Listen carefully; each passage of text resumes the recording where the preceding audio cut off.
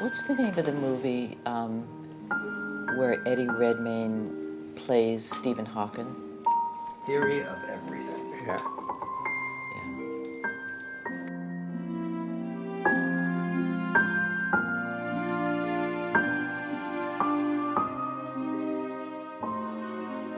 Oh, It was remarkable, though, the way he captured Stephen Hawking's. But in a way, that was, an easier thing than some of the subtle postural communiques that actors. yes. I happen to know his coach, and what he did to prepare for that role was that he learned every single muscle in his body, and he learned how to contact it and then let it go. And that's, of course, the illness as it progressed. Yeah. There's yeah, one yeah. muscle that goes, the next muscle that goes. Yeah, yeah. And that's how he trained. It took him a long time to I'll do bet. that. I bet that was a lot of work. It was a lot of work. homework. Yes, exactly. Yeah. But he's a really good actor. Yeah. And I think you find that with really good actors, that they put the time into it. Yeah. It's always fascinated me to see what makes a performance real Right. and convincing Yeah. and authentic. Yes. How does an actor convey the subtlety of a feeling state, of an emotion, of not only a gross emotion, strong emotions, Right, right. but the very subtle emotions that we experience in everyday life and when we're in contact, Right. we're sitting talking yeah, yeah, with somebody. yes, and just, I think that it's, the way I see it, it's almost more about what's in the way of that happening, that someone is trying to convey something, or they have a preconceived idea of what it is. So in that moment, they're not really present, and their body, mind, spirit is not open to the imaginary circumstances of the given Right. play. I guess maybe the brief way to say that is that it's either not or is embodied, Exactly. so that yeah. the character really exists within the body Yes. of the actor. Yeah. Yeah. And I think you have the same thing with all artists or performers. What for them to be in that moment of what they're doing. When you see an artist, a performer that's deeply embodied, you know that. Yes. You may not have the words for it, but it's being fully aware in their living, sensing body that allows that to be a vehicle to communicate some of the deepest and subtlest of feeling states and moods. Yes. And I think that to have that, one needs to have the muscular system able to adjust to the moment, the respiratory system.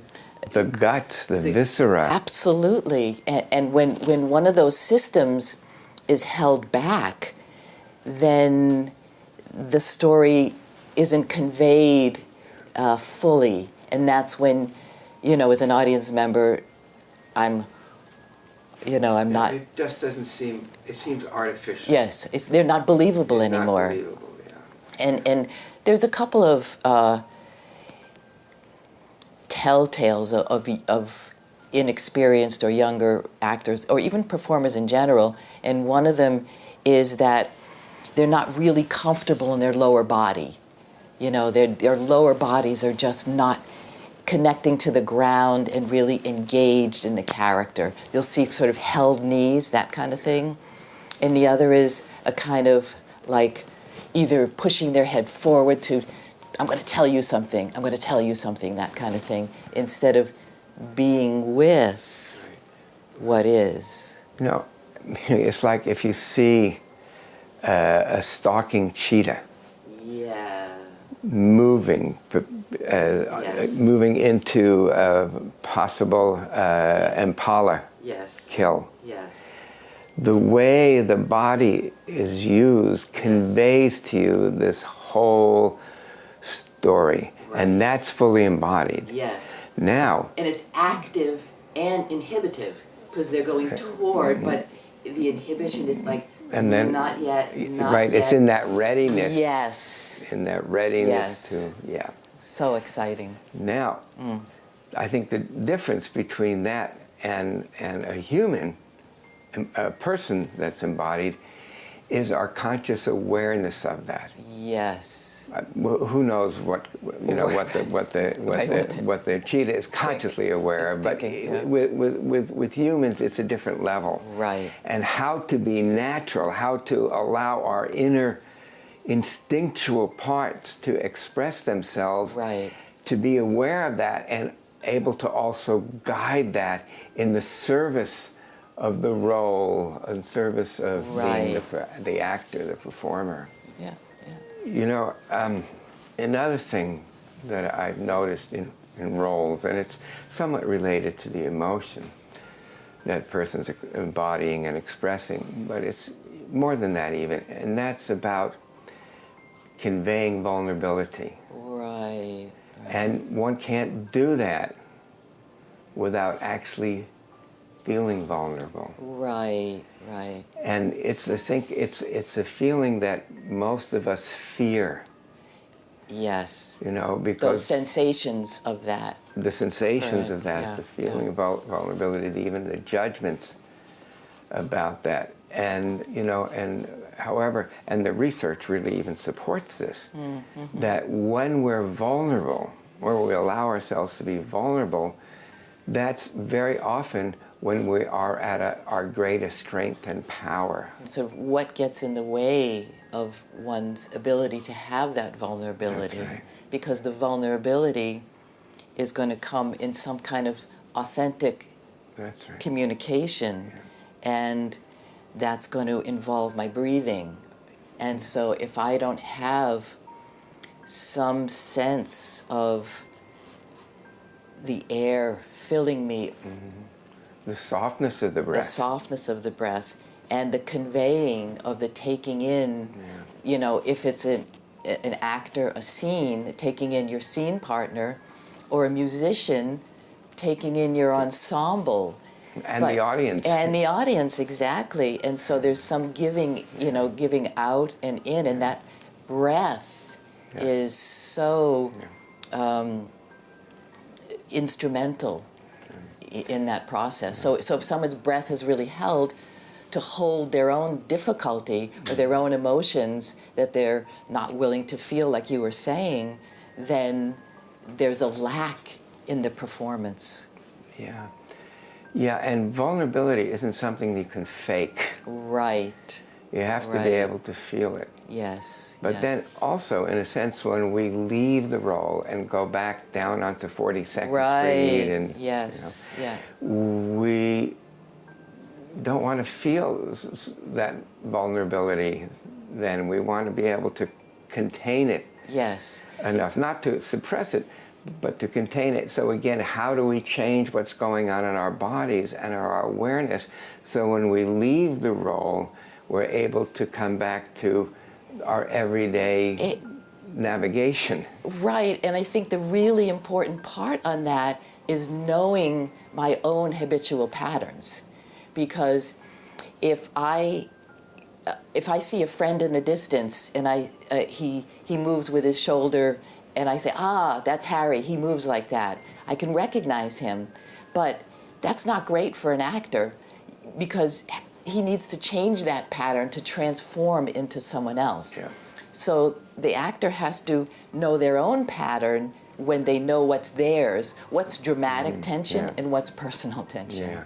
Right. And to work that interface. Exactly. Yeah. Yeah, And yeah, to yeah. that distinguish, to really distinguish. And that takes making some kind of encounter with our own emotional world, Right. with our own sensate Yes. world, Yes. with our own awareness, our embodiment of our postures and our movements Yes. in space, and Yes. how those convey those inner sentiments. Yes. And sometimes I'll work with an actor and they do a piece and I just put my hands lightly on their shoulders because there's something not moving through, and the tears will just, come out because they're feeling something of their own experience. Right. And they have to, I think, work through and understand their own so that they can change things and to convey Right. the story. Right, Really. so they can use their feelings and their Yes, emotions yeah. to convey the story, but not be used by them. Yeah, because in that, often what is happening is, with the actor especially, is bringing in, like if there's a character that's angry, the actor is bringing in their version of anger. Yes. And the character they're playing might have a very different way of expressing anger. And if you just are doing your anger, then you can't allow what might be conveyed by the character, which would be more authentic to the performance. That's right. So Again, I think it's that balance to be able to know our feelings, yes, be able to use that, but to be able to use that in the creative endeavor yes, of the role Yes. or as the function. and to talk about the creative endeavor more and sort of bring it into music also. I work with a lot of jazz musicians, and they improvise, but sure. often their physicality is in the improvisation is their physicality is the same. So sometimes the improvisation is kind of the same. And so sometimes when I work hands-on and change some of the muscular and breathing patterns, the musician will say, now when I go to improvise, I hear other notes that I never heard before. So I think that's a really important piece of this is being able to open what I call like the expanded self, to open to more of what's available as opposed to what I was holding back and didn't allow the story to come through. Either music, dance, or acting. I mean, it's all the performance element. It's something that I was just thinking that I wanted to add is when I started developing my work, 45 years Yes. ago. There were therapy often consisted of people abreacting their emotions, of getting their emotions out, of expressing their emotions. And it was sparse on actually feeling them. And I discovered that very often the expression of the emotion is contrary to the feeling of the emotion. Yes. One of the things that happens in trauma is our emotions, our sensations and our emotions become fixed, they become stuck. And so our contact with our emotions is limited by our trauma. And so if we're able to touch into the trauma, and of course I work with thousands of people this way, then there gets to be a fluidity in feeling and expression. It's not that we are fixed on one way of expressing ourselves because our emotions are stuck in that way.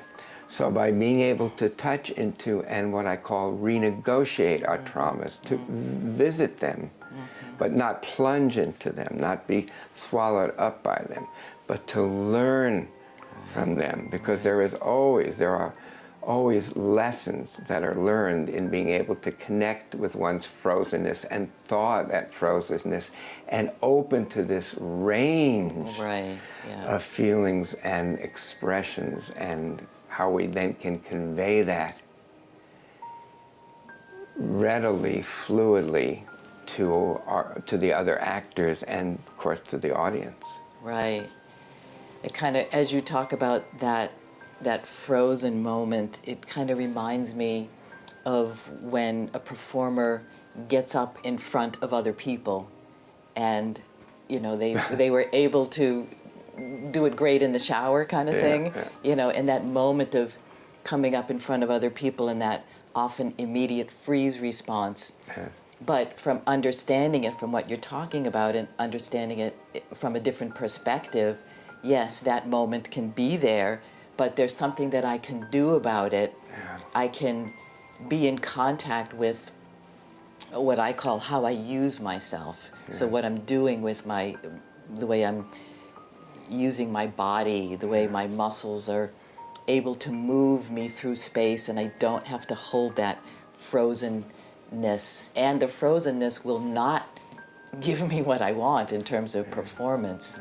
And again, how the breath will come in, and the nuance of movement, because it's that connection of the thought and the breath and the movement conveying what it is in the given moment that tells the story that I'm telling, no matter what, a dancer, a musician, or an actor, everybody is there to tell their story. And the interesting thing is, I think often, I work with people who don't know they have trauma. You know what I mean? It's like like there's a singer, and he's singing, and he says his issue is he has trouble with high notes, but he thinks it's some kind of technical thing that he has to move in his throat or something to change that. And with this particular guy, that as we worked, one thing he said was, I can't sing high notes, and he did this motion. And then the conversation went on, and I said to him, have you been singing since you were young? And he said yes. And he said, I was at school, and I had a choice of music or athletics, and I chose music, but I had to take an audition. And they told me I was a boy soprano. So I said to him, oh, was that okay with you? And he said, oh yeah, I was in the 3rd grade, it was fine. He said, when I came home and told my mother that I was a boy soprano, she said, don't tell anyone.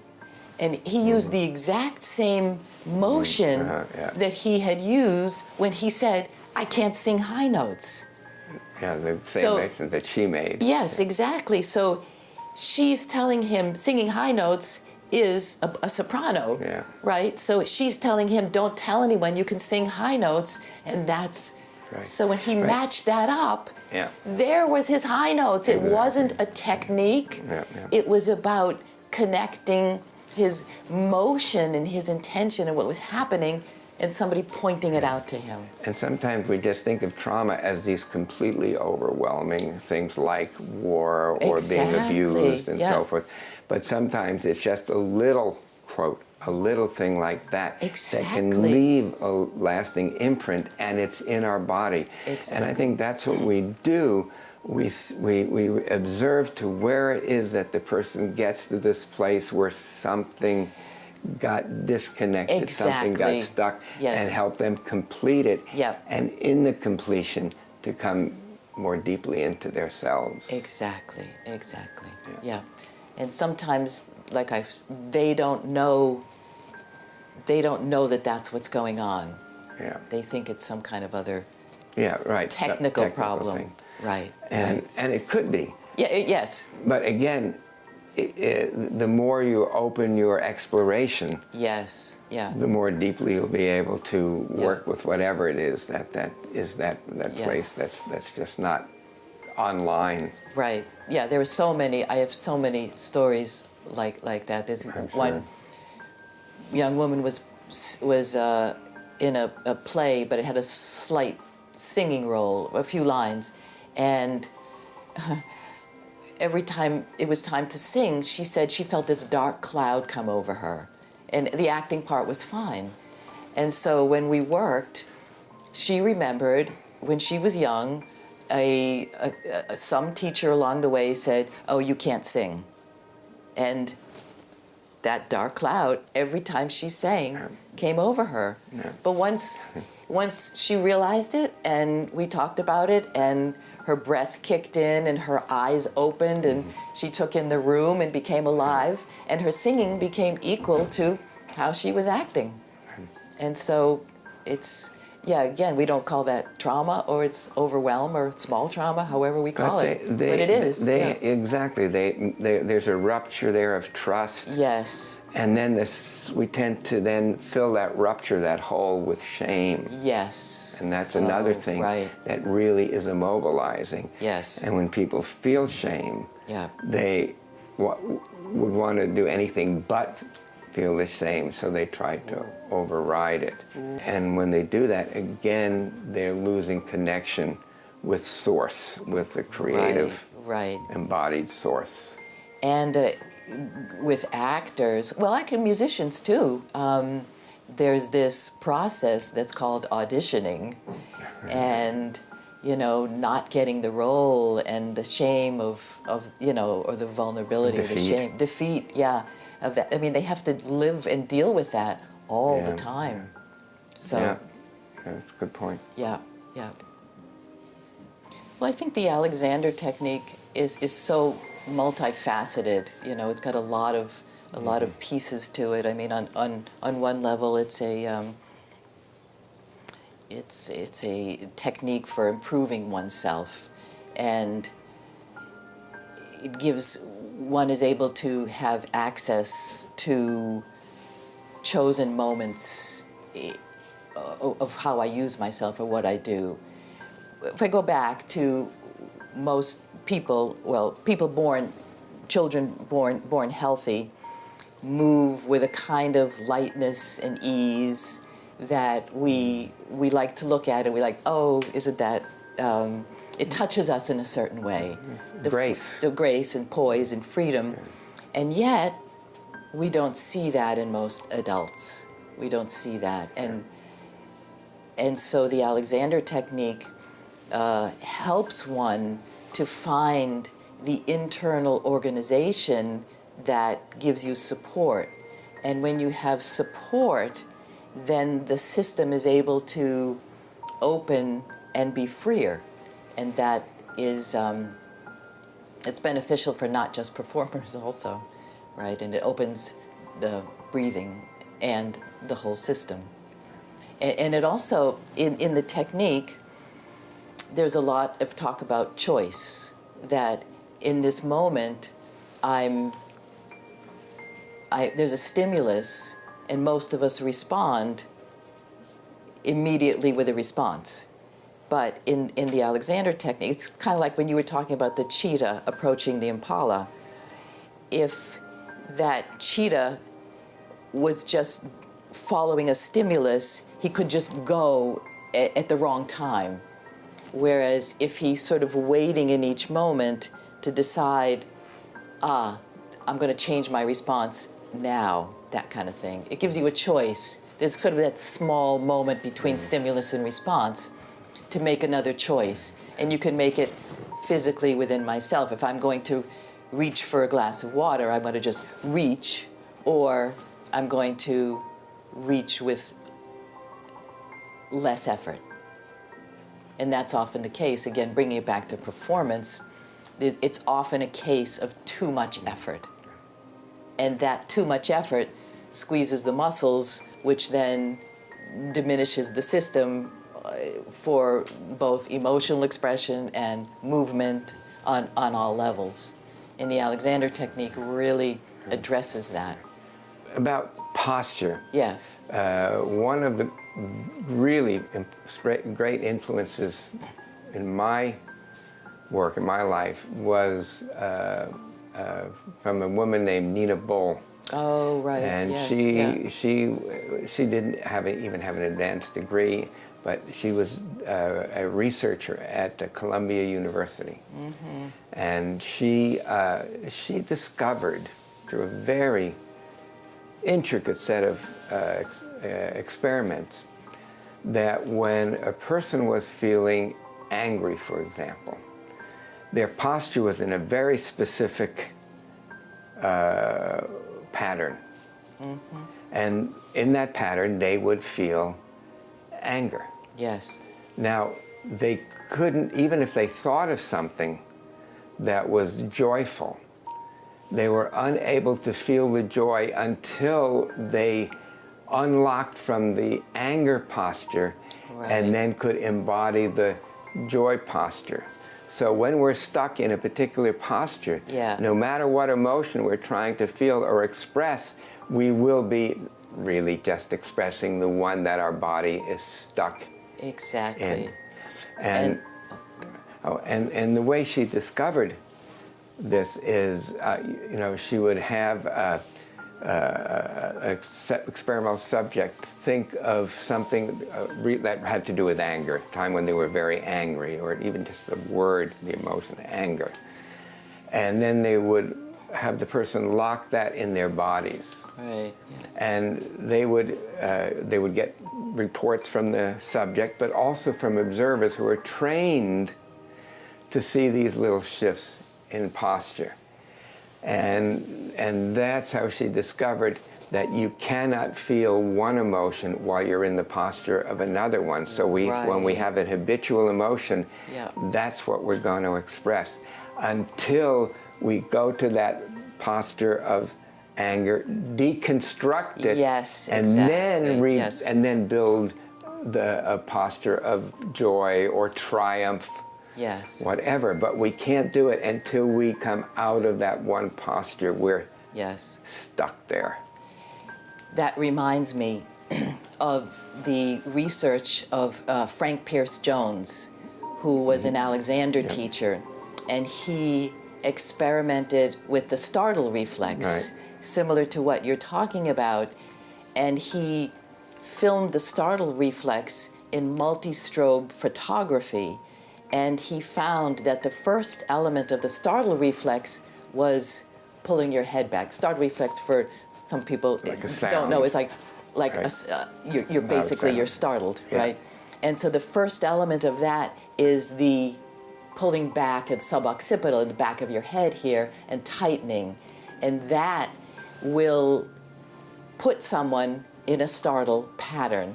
And again, with performers, this is a huge piece to release this area here because again, this pullback here is a pullback. It takes you out, it takes you back somewhere. And the releasing of the suboccipital, back of your head, and coming into the moment is huge in performance. So her work in this context of the startle pattern is so important. Exactly, and when you're in the startle pattern, you're hyper-focused, so you're not taking in the periphery. Exactly, And again, there's a limitation in terms of performance. Yes. Yeah, well, I'm looking forward to playing together with you, to working together, and exploring these dimensions with a group of creative people. And I think that part of our reason for doing this class is also that I think that we so appreciate performers. You know, we go to the theater or to hear music or to watch dance, and I'm so grateful that they're up there telling the stories that need to be told, you know, and giving over themselves and their body, mind, spirit to do this. And I think opening the field of admitting that there's trauma there.